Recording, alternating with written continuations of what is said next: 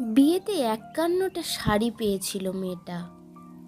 অষ্টমঙ্গলায় ফিরে এসে আরও ৬টা।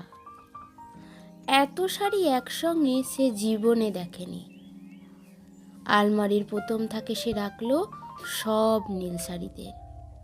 হালকা নীল একটাকে জড়িয়ে ধরে বলল, তুই আমার আকাশ। দ্বিতীয় তাকে রাখলো সব গোলাপিদের।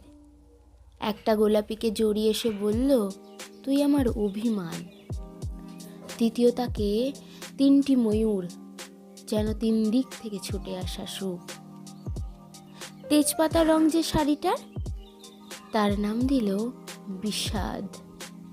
সারা বছর সে শুধু শাড়ি উপহারই পেল।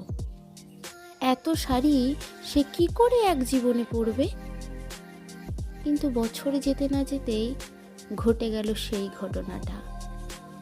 সন্ধ্যার মুখে মেয়েটা বেরিয়েছিল তার স্বামীর সঙ্গে চাইনিজ খেতে।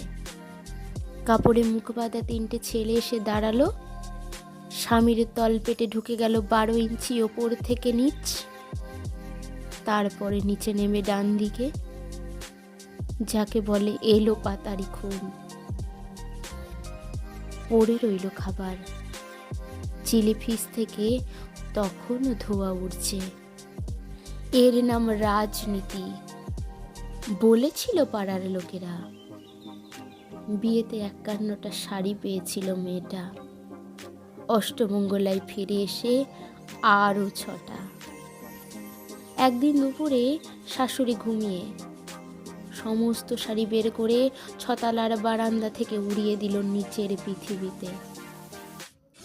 শাশুড়ি পরিয়ে দিয়েছেন তাকে সাদা থান। ১৯ বছরের একটা মেয়ে, সে একা। কিন্তু সেই থানও এক ঝটকায় খুলে নিল 3জন পাড়ার মোড়ে।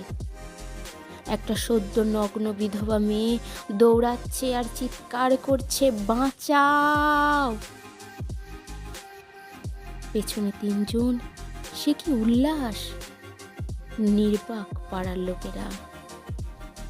বিয়েতে ৫১টা শাড়ি পেয়েছিল মেয়েটা। অষ্টমঙ্গলায় ফিরে এসে আরও ৬টা। নমস্কার।